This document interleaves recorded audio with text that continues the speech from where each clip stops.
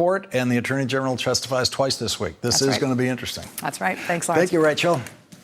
Well, I thought I knew everything there was to know about the law that makes it absolutely mandatory for the IRS to hand over anyone's tax returns to the chairman of the House Ways and Means Committee or the chairman of the Senate Finance Committee, the two tax writing committees. I've been reading you that law for the last couple of nights, ever since Chairman Richie Neal of the House Ways and Means Committee delivered his demand to the IRS for those tax returns. But I learned something tonight.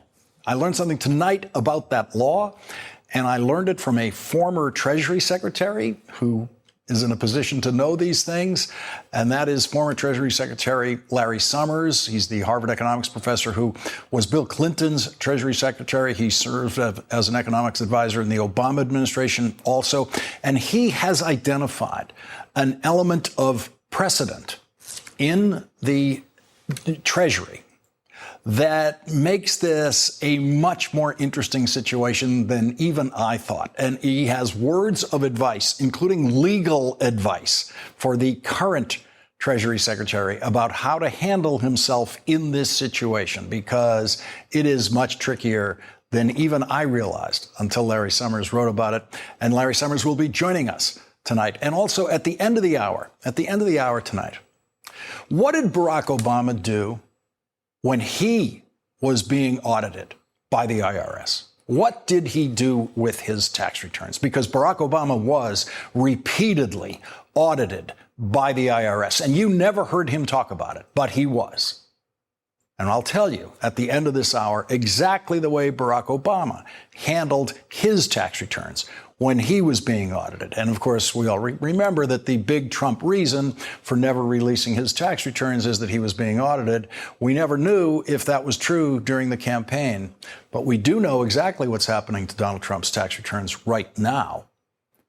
But the lesson of how Barack Obama handled his tax returns when they were being audited is what we're going to save for the end of this hour. It's an important lesson to consider this week, deadline week for the Trump tax returns. Measuring the chaos level in the Trump White House has never been an exact science, but it seems that each successive White House chief of staff has made matters worse, much worse. John Kelly was brought in as White House chief of staff to control the chaos that exploded under the first White House chief of staff, Reince Priebus, and now Mick Mulvaney's tenure as the third White House chief of staff is reaching new levels of chaos tonight.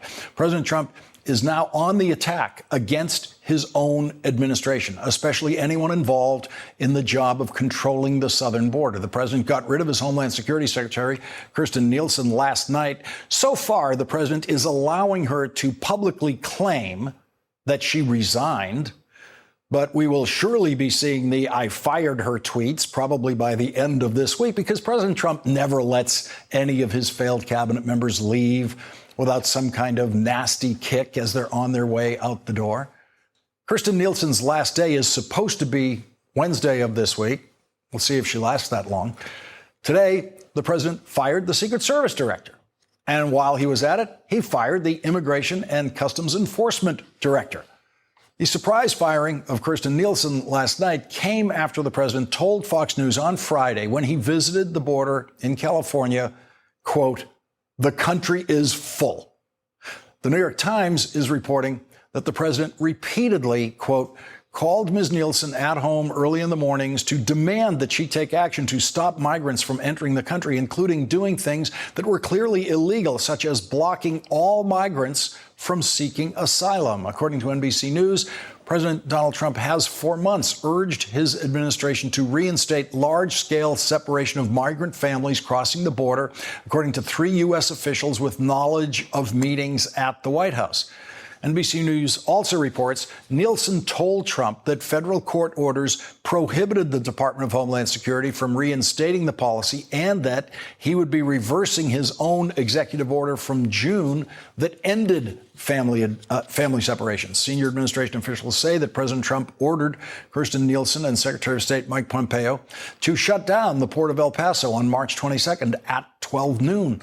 The plan was that in subsequent days, the Trump administration would then shut down other ports. Kirstjen Nielsen then told the president that that would be a bad and even dangerous idea and proposed an alternative plan that would slow down entries at legal ports. According to two people in the room, the president said, "I don't care."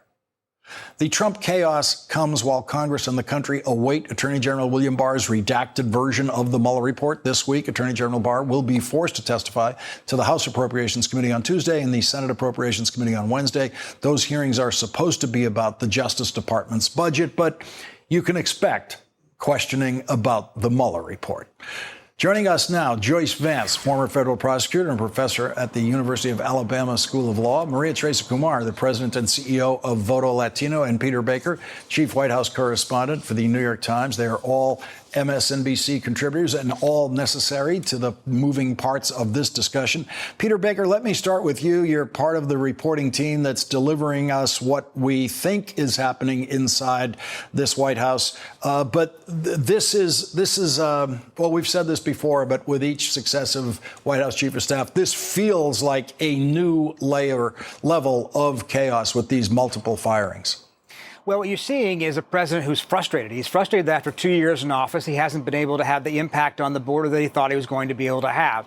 He hasn't gotten the wall built. Although he went down last week to claim that it's now under construction, he hasn't gotten the numbers, down to zero. Obviously, in fact, they've been coming up the last couple of months. And he blamed Kirstjen Nielsen for this. That's not the only one who's going to leave as a result. Our reporting shows that a number of top people at the Department of Homeland Security will leave in the coming days, probably, because, in fact, he's trying to clean house and find a new team of people. But it tells you something that 2 years in, he hasn't found a team that he thinks can carry out the wishes that he has for this. And sometimes for those reasons you just cited, that the officials like Secretary Nielsen felt that the things he was asking them to do were not perfectly legal, not appropriate, not effective even. But rather than accept that, he's going to find a new team until he finds one that he thinks is going to be more effective at stopping people from coming over the border. Peter, what do we know about the firing of the head of the Secret Service? Yeah, that one's, it's not directly related to immigration, obviously, but I think it's part of the overall dissatisfaction with the department. It's really a sign that a lot of these departures are connected, it seems like, to John Kelly. Kelly, of course, had been the first Secretary of Homeland Security before being White House Chief of Staff. And Tex Alice had been his choice, a former Marine general, his choice for Secret Service director. Now, what the administration officials say is that he didn't really fit in. He was the first Secret Service director who hadn't been from the agency more than a century, and therefore didn't really, suit the job. You hear from his allies in the Secret Service, no, he was well liked in there. But in any case, clearly he was associated with General Kelly, and that was, a black mark against him with the president. Maria Teresa Kumar, the shakeup of Homeland Security goes to one of your areas of expertise, the current immigration situation. And all the reporting seems to indicate that there's the hand of Stephen Miller in all of this. Well, I think it's become very clear that the one running the show inside the White House is Stephen Miller. He's the last person standing, and he's the one that puts out policy, and then all of a sudden the people that are charged to actually deploy that policy doesn't quite figure out how to do it, so he basically backs up and points the finger back at them, and he's all of a sudden become Teflon. It'd be curious if we were able to do much more digging and more profiles in what, the influence that he actually has with the president, because it's clear that he is the person pulling the strings, that he has become the puppet master, and the more that we could better understand his intentions, I think that the more that people could actually do not only better reporting, but actually have better negotiations with the president himself. But this idea that the reason that they're reshuffling Homeland Security at a time that the president claims that we are under attack, that our border is incredibly weak, really should give us all pause. I'm going to just take a moment and read you all the folks that are missing right now at Homeland Security. Not only do we not have a cabinet member now with Secretary Nielsen resigning, but we don't have, the Secret Service. We don't have the head of FEMA. We don't have head of ICE. We don't have Inspector General. We don't have someone leading public policy on behalf of the department. And we now don't have a Customs Patrol commissioner. So basically, as the president claims that there is a huge, national security issue, all those people that could advise him and actually direct policy and actually prevent anything from happening, all of a sudden are missing.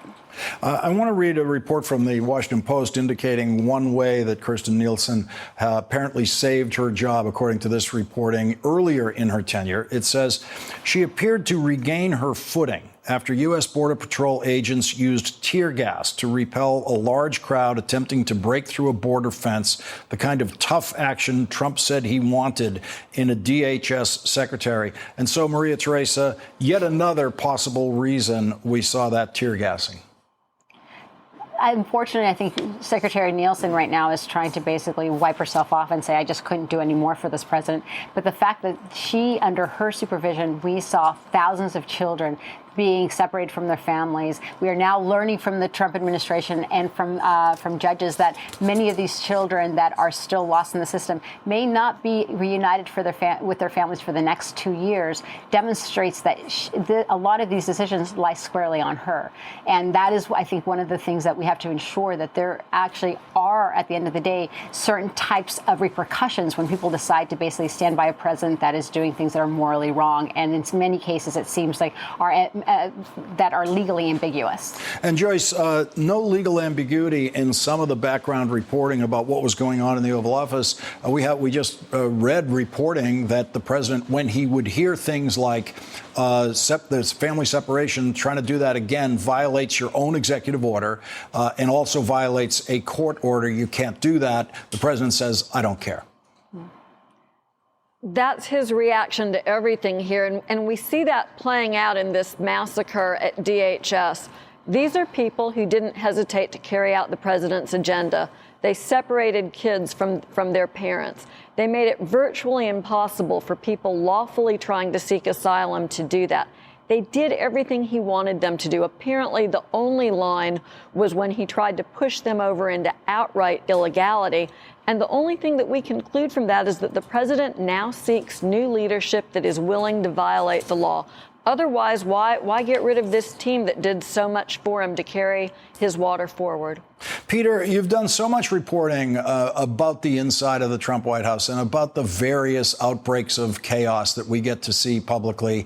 The books that come out about inside the White House seem to add to that with revelations of day-to-day chaos that never quite make it into the news cycle. What is your judgment about where we sit tonight in the chaos rhythms of the Trump White House? Is this worse than it has been in the past?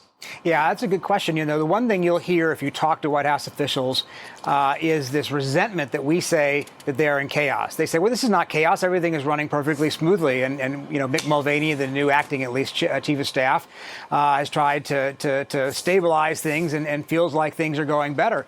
And yet this is a presidency that just lives on what the outside world would anyway consider to be a certain degree of chaos or certain degree of unpredictability at the very least. And I think that's just the way they roll. And it's not going to change. That's not something, they're not looking for a different way. In fact, I think they've come to understand that the president is the president. He's not going to change. He's 72 years old. This is the way he likes to operate. It's how he operated in business. It's how he operated in entertainment. He's not going to suddenly become a different person. And from their point of view, it's fine. It works for him. It works in the way he wants it to work. And so we're not going to try to stop him anymore. That's what you hear from the people around him. They're going to try to manage it. They're going to try to keep it from, you know, falling off the rails. But in the end, there's going to be a certain degree of, you know, volatility in this White House until the day it's done. And Maria Teresa, the spinoff is that they have created chaos in thousands of families that were separated at that border. Some remain separated. Estimates saying it might take 2 years to be able to put some families back together because the approach they brought to this never included even a plan for putting families back together. They had absolutely no plan that when they did family separations that they were going to track the children and the parents for reunification. That just speaks to the amorality of this, the fact that they were going to do deterrence at all costs. It's cruel, but it's also a reminder that for folks to cross the border and seek asylum, that's perfectly legal. The fact that the president is trying to circumvent the law and trying to prevent people from even crossing over to Mexico and trying to put the burden on Mexico, a judge today basically said that that's illegal. And that's where we have to make sure that we're continuously doing due diligence. Right now, the Tornillo facility that interned a lot of these unaccompanied minors has shut down, and they're basically doing a whack-a-mole, Lawrence. They are now opened up Homestead in Florida, and it's housing over 3,200 children as we speak. So we have to make sure that we are diligent, that we have the same level of outrage as we have before to ensure not only that these facilities are closed down, but more importantly, that the families are reunited. Joyce Vance, it's another week in which Robert Mueller will will be in effect in the headlines, but in the person of Attorney General Barr testifying 2 days in a row to a House committee and then a Senate committee about the budget of the Justice Department. It's that time of year when the heads of departments have to do that. But obviously, the Attorney General is going to get some real questions about the Mueller report. Will he be able to, in these appropriations hearings, dodge those questions, do you think, or will he have to add something to our public understanding of where we are? You know this so much better than I do, but no attorney general looks forward to going up to Capitol Hill to talk about the budget, right? It's never a good day. This is so much worse. And really, the smart thing for Barr to do would be to release at least the summaries that we know the Mueller team prepared, to put those out there as a show of good faith, to try to reestablish some of the credibility that he has lost so much of ever since this report came out. We've seen no indication at this late date that that's going to come. And so apparently this attorney general will go up on Capitol Hill and spend the next 2 days trying to duck the only question that at least the Democrats care about: what's really in the Mueller report? The country's entitled to know. And I think that there are some folks who know what they're doing, some former prosecutors, people who are unafraid to speak truth to power. And I think that the attorney general there will at least be an effort to hold him accountable. How he'll respond is still up in the air. Just the people we needed to start us off tonight on these subjects. Joyce Vance, Maria Teresa Kumar, and Peter Baker. Thank you all for starting us off. Really appreciate it. And when we come back, former Treasury Secretary Larry Summers actually has taught me something tonight about the law that governs the mandatory handover of tax returns to the chairs of the tax writing committees by the IRS. Larry Summers will join us next. You're going to want to be taking notes. And at the end of this hour, we will consider how Barack Obama handled himself and his tax returns when his tax returns were being audited. Hi, it's Katie Tur. Want to keep up with MSNBC while you're on the go? Subscribe to the MSNBC Daily Newsletter. You'll get the best of what you've missed during this unprecedented era of news. Text MSNBC to 66866 to subscribe. The president's lawyers have one more full day to try to figure out how to defy a very clear and simple law that no one has ever defied. It is the law that empowers the chairs of the House and Senate tax writing committees to demand, not request, demand from the IRS any tax return that they want to see. The law does not put any limitations on that power. I've known about that law since I worked on the staff of the Senate Finance Committee in the 1990s, and I thought I knew everything about that law until Harvard economics professor Lawrence Summers' new op-ed piece in the Washington Post that has just been put online tonight. Professor Summers was the head of the National Economic Council for President Obama, and he served as Treasury Secretary under President Clinton. And he has something very important to teach us about this law. And as I've mentioned before, the law was written in 1924, and it says that when the chairman of the House Ways and Means Committee or the Senate Finance Committee demands a tax return from the IRS, quote, the secretary shall furnish such committee with any return or return information specified in such request. The law was written to apply to the Treasury Secretary since the Internal Revenue Service is part of the Treasury Department.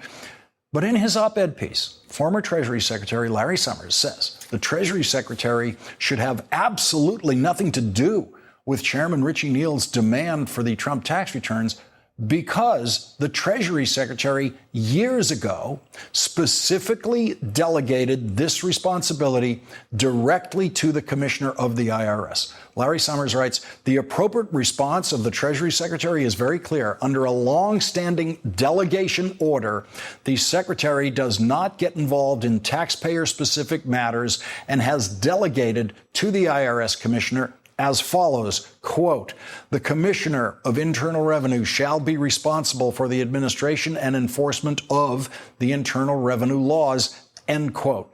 Moreover, this is not a delegation that is readily revocable. Federal law provides that if the Secretary determines not to delegate a power, such determination may not take effect until 30 days after the Secretary notifies the tax writing and other specified committees. So, So for the secretary to seek to decide whether to pass on the president's tax return to Congress would surely be inappropriate and probably illegal. Probably illegal. I would surely not have done it. Rather, I would have indicated to the IRS commissioner that I expected the IRS to comply with the law as always. And joining us now for an exclusive interview, Lawrence Summers, the former Treasury Secretary under President Bill Clinton and former director of the National Economic Council under President Obama. Currently, he serves as an economics professor at Harvard University. Professor Summers, thank you very, very much for joining us tonight. You have taught me something once again. I am used to taking notes when you speak, but I did not know that the delegation from the Treasury Secretary to the IRS Commissioner on matters of tax issues like this was actually in writing, and it's a formal delegation, and there's a formal process for revoking that delegation. That's right. You know, it's one of the first things my general counsel told me when I became Treasury Secretary was any individual tax matter affecting any individual taxpayer, you are under no circumstances going to be anywhere near. And that applies to a request of this kind, and for good reason. It's the essence of the integrity of the tax system that politically appointed officials not be involved in these matters, and that's why there is a delegation to the head of the IRS, and it wouldn't have ever occurred to me and wouldn't have occurred to the Treasury Secretaries who I served under or the Treasury Secretary I served with to become involved in an individual taxpayer matter, much less an individual taxpayer matter involving the president of the United States. And so, and the part that I didn't realize is that this is actually written and in effect codified within the Treasury Department. And so, what you're telling us is, if Secretary Mnuchin does want to be the one who decides what to do about the Trump tax returns, he has to file a notice with the Senate Finance Committee and with the House Ways and Means Committee right now, saying that 30 days from now, he will revoke that, he will resume or take back the power away from the IRS commissioner to deal with these tax returns. That is the understanding that I have of the law, confirmed by legal officials who have served in the relevant tax positions in the past. And I do not think it would be appropriate for a Secretary of the Treasury to become involved in the resolution of a matter of this kind. And knowing the way the Treasury Department works, there's a council, but there are also some people working, as I understand it, kind of in the mid-level of an office like that, who've been there for years through different administrations, who really have institutional expertise about this. Would you expect that what you're telling us now has already found its way to Secretary Mnuchin, that he should have been made aware of what you know about this even before your op-ed piece came out? I can't know that for sure. I imagine different secretaries operate differently. Certainly on matters of this kind, we would always have been very careful to seek the guidance of and presumptively to follow the guidance of career officials. And certainly career officials are familiar with the long history of the concept of independence of main Treasury from individual taxpayer matters. And you make the point that while you were Treasury Secretary, you never had to worry about or think about something like this. And you explain in your piece why. Could you remind the audience why you, as Bill Clinton's Treasury Secretary, never had to think about it? President Clinton made all his tax returns publicly available. All the presidents for the last 50 years have made all their tax returns publicly available. So this kind of issue would have been couldn't possibly have arisen. It's only arisen because this president has chosen not to make his tax returns publicly available, which was his prerogative. But it is also the prerogative of the Congress as part of their oversight function. And one of their oversight functions is making sure that presidential tax returns are adequately monitored and audited, especially in light of the fact that there were failures in that area during the Nixon administration, for which reason they have requested access to the president's tax return. And by the way, this is something that's been considered extensively. This isn't something new. The relevant statute 6103 dates from 1924. Congress, during the time I was in the Treasury Department in the 90s, passed the IRS Restructuring Act. And as part of that IRS Restructuring Act, they made clear that any employee of the IRS who failed to comply with this law, it was what was colloquially referred to as the 10 deadly sins, would be subject to being immediately fired. So this is not something that Congress has failed to consider carefully. This is not something, these are not provisions that have never been used before. For example, they were used in the investigations of bias against what was felt to be biases against conservative groups during the Obama administration by the then Republican Ways and Means Committee. So these are long established provisions. Lawrence Summers, thank you very much for joining us tonight. Really appreciate it. Thank you.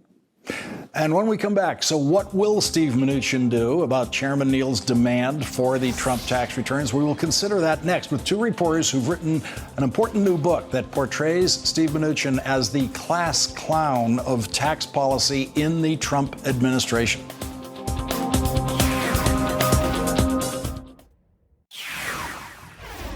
There's a new book out tonight with more inside reporting from inside the Trump administration and insights about how the Trump administration operates, including it's a book that might be able to help us with the question of, will Donald Trump's Treasury Secretary Steve Mnuchin, what will he do on Wednesday when the deadline arrives for the IRS to turn over Trump's tax returns to Chairman Richard Neal of the House Ways and Means Committee? We don't know what he'll do, but in a new book, Steve Mnuchin is portrayed as the class clown of economic policy and tax policy in the Trump administration. The book is called The Hill to Die On by Jake Sherman and Anna Palmer. It chronicles the first 2 years of Trump's struggles with Congress, and it contains this report of how congressional leaders and everyone else involved regarded Steve Mnuchin's input when they were trying to pass the Trump tax cuts. Quote, most everyone discounted Mnuchin. Much like Trump, Mnuchin seemed to latch on to the last concept he heard. For example, the Treasury Secretary wanted to craft rules that would, in effect,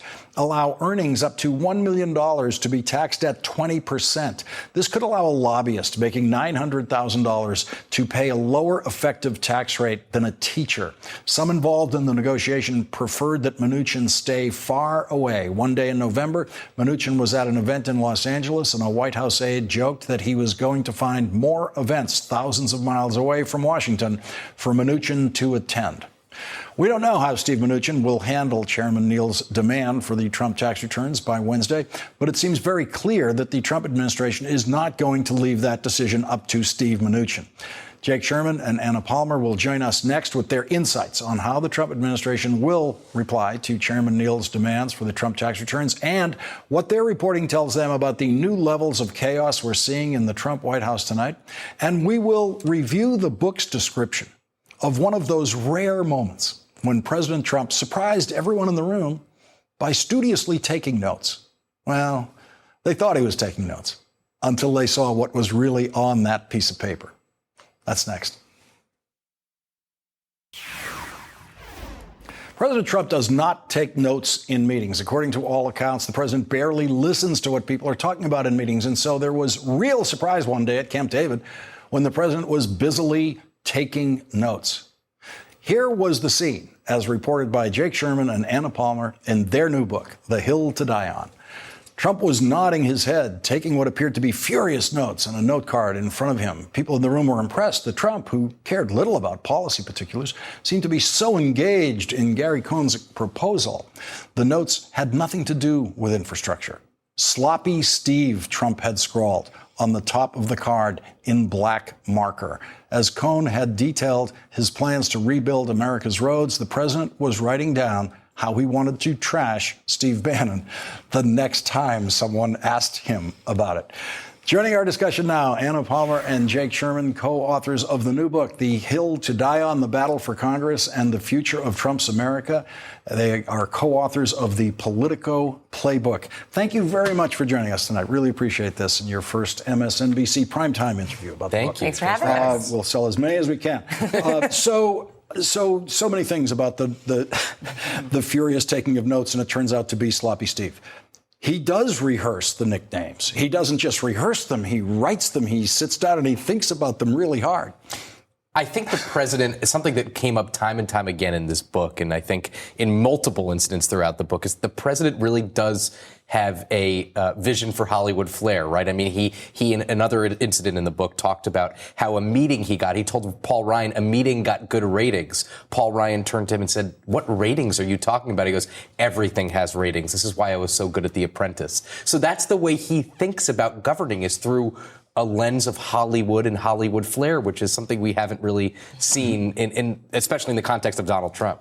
So, Anna, I think the way we read these books is the books are always about something that's happened, and you try to get them to press as fast as possible. But we're always dealing with something that's a minimum of 90 days old and sometimes a year or two old.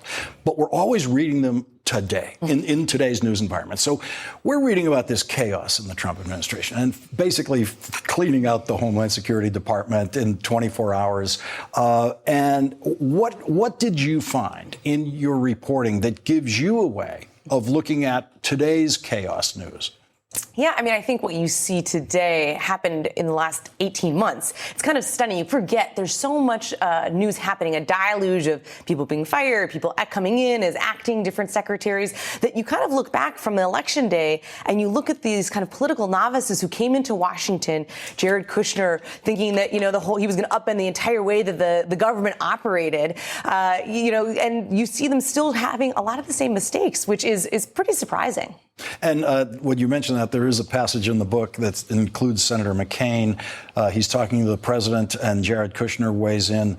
And Jared Kushner says, "We're going to change the way the entire government works." Kushner said, without a hint of irony in the book, McCain says, "Good luck with that, son." It seems to me that good luck with that, son, is actually too subtle for the Jared Kushner who's portrayed in this book, because Kushner would think, oh, well, McCain is wishing me luck. I can get this done. Well, I think the entire Trump administration came to Washington, which is a town, as you know well, is not really into change, is not into upending structures that have been around for 100 years. And Jared Kushner is somebody who fancies himself a deal maker, who fancies himself somebody who could tear apart the government and rebuild it in his liking. And it does get to the point, frankly, what you were talking about before about cleaning out the Department of Homeland Security. The president likes that. The president likes people who are going to try to complete his missions, try to do things in his image. And I think Kushner was trying to do that there, is trying to, in front of the president, say, we're going to remake this whole government. Donald Trump got elected, and that's what we got in office to do. There's so many things in here that stun me. During the presidential campaign, when I didn't think Donald Trump was going to win, I would sometimes think, if he ever was president, he'd discover that the Speaker of the House is way more powerful than he is on most things not involving foreign policy. Turns out I was completely wrong. Paul Ryan turned out to be the weakest Speaker of the House I've ever seen in my lifetime.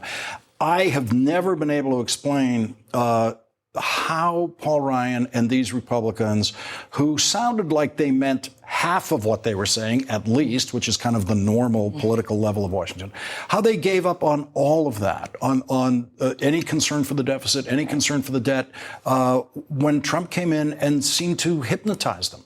Yeah, I mean, I think what you really saw is pretty stunning when you look at Paul Ryan for 20 years, deficit hawk. You look at where he was on immigration, trying to cut deals with Republicans, really almost seeing like a dove on that issue. And when the president came into office, he really fell in line behind all all of his. Why? I think he would say now, and in the book we talk about this, is that he felt like the bigger things that they were able to get done, in particular tax reform for him, which was really his hill to die on, I would say, as a member of Congress, was able to get done. But Jake, they did what they called tax reform. This was not tax reform, it was a tax cut. Under Ronald Reagan, they actually did do both tax cuts and tax reform, and they didn't sacrifice Republican principles along the way. Well, what happened in 1986 was very different from what happened in 2017 or 18, whenever that happened. In the Donald Trump tax reform, Donald Trump and Republicans were dishonest about this. They said that they tried to get Democrats involved and they just couldn't get them involved. That was not true. They designed this process to go around Democrats. And on the Paul Ryan point, I just want to add one thing, and we get into a lot of Paul Ryan in this book. I think a lot of people close to him would say that his takeaway was he trashed Donald Trump throughout the entire 2016 campaign. You remember he didn't endorse him. He was very fervently against Trump. We have a chapter in there called Not a Trump Guy about Paul Ryan. But then Donald Trump won, and Paul Ryan felt like he had two choices. There was a fork in the road. He could either concede that he lost the argument and stay in government and do what he thought was keep the government on the rails. That's what he thought. He said he didn't want to just never Trump and take his toys home. Or he could leave, and he chose to stay in government. But ended up driving the Republicans into a defeat in the House of Representatives. We could go on and on about this. Thank you very much for joining us tonight. Jake Sherman, Anna Palmer. The book is The Hill to Die On. When we come back, Donald Trump says he can't release his tax returns. He's always said he can't release them because they're under audit. So what did Barack Obama do when he was being audited by the IRS repeatedly, as he was? When we come back, tell you all about it.